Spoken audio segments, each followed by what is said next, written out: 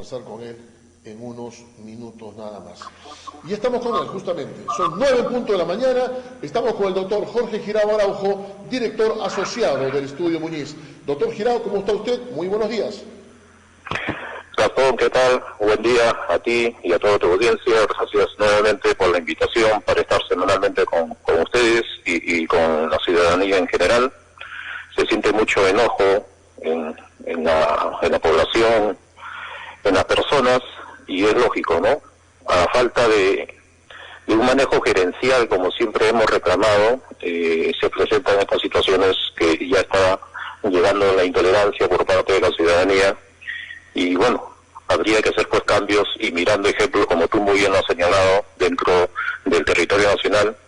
Y permíteme también, en todo caso, darle una referencia a lo que ha pasado en Guayaquil, Ecuador, donde al principio, como todos sabemos, y en el mes de marzo se veían pues imágenes bien graves sobre las personas, cómo podían estar enfrentando el COVID y que en plena calle se podían estar desvaneciendo. Hoy en día, la ciudad es un ejemplo de haber combatido el virus. ¿Y cómo lo hicieron? Sencillamente hubo un desprendimiento de las autoridades y permitieron que el sector que conocía, los especialistas que conocían esta realidad, empresarios, gente especialista, tomaran las riendas del control de esta pandemia en Guayaquil. Y hoy en día no se tiene menos de 10 muertes mensuales en Guayaquil.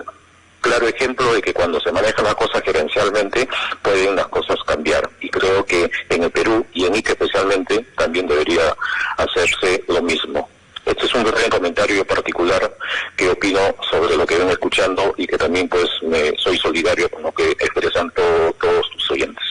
Bueno, interesante, ¿no? Y esto me hace acordar cuando el ministro del Interior dijo que Cajamarca también era un ejemplo de manejo, y el factor fundamental, y él considera que el éxito y factor fundamental de este tema fue que los políticos le pusieron intereses personales a un lado y se dedicaron y se abocaron a atender finalmente a la ciudad.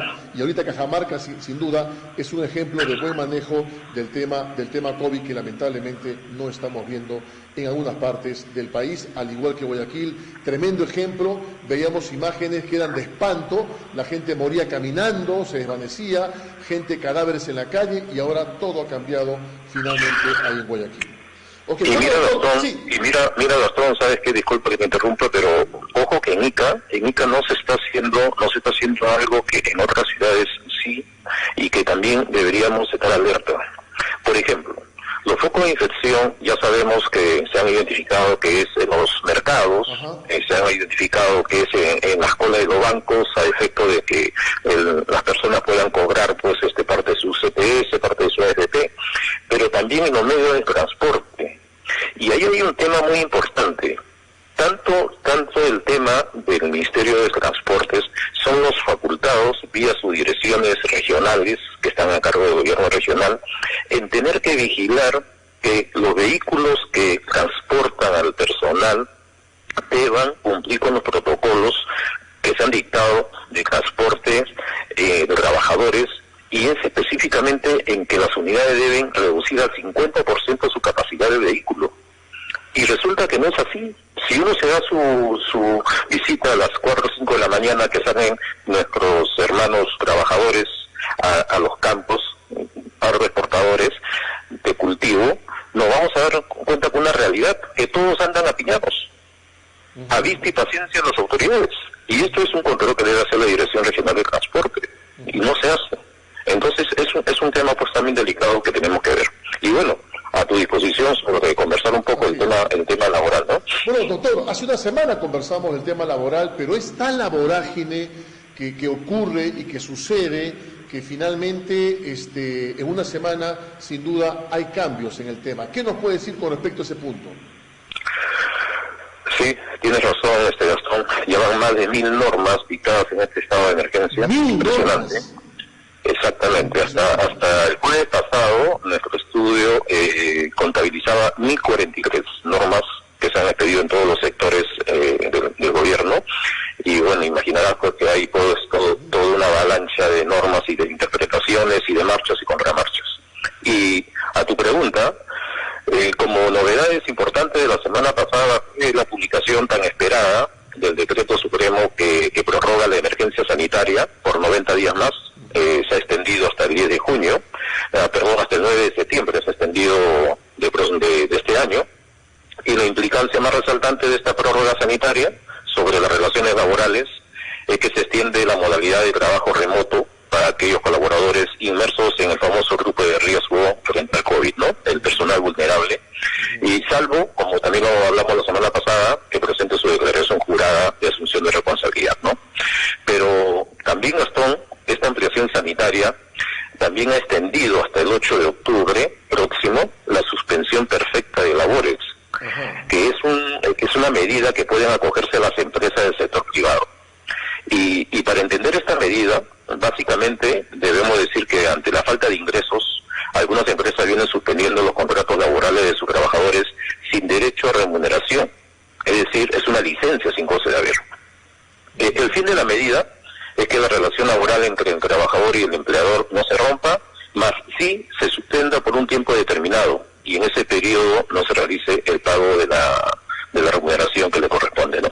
Esta es la novedad más saltante que hay. El procedimiento que ya todos sabemos y que me permito recordarlo brevemente es que se presenta por parte de la empresa una solicitud ante el Ministerio de Trabajo acá de la ciudad y la medida ya estará activa. El Ministerio lo que hace es, en coordinación con SUNAFIL, tendrán 30 días para revisar la documentación que sustente tal medida y posterior a ello se tiene 7 días para que ya se dé una respuesta positiva o negativa. Si la empresa no hizo bien el sustento, la autoridad ordena que los trabajadores regresen a sus puestos y se les paga todos los días que no trabajaron. Ese es el tema de protección a los trabajadores en caso que la empresa haya querido acogerse de una forma no correcta a esta suspensión perfecta de labores, ¿no? Ajá, pero hay un pequeño problema ahí. Sí. De todas las empresas, leí en el diario Gestión, de todas las empresas que han pedido suspensión de labores, solamente al 1% a nivel nacional es que se le ha otorgado la suspensión de labores. Y sin embargo, hay otras que están pidiendo lo mismo y no tienen ese beneficio. Es cierto, Gastón, y justamente es el tema del procedimiento, ¿no? Lo que, como señalaba, la autoridad de trabajo tiene 30 días para revisar la documentación y resulta que desde que se inició esta posibilidad de acogerse a la suspensión perfecta de labores, se ha tenido más de 25.000 solicitudes.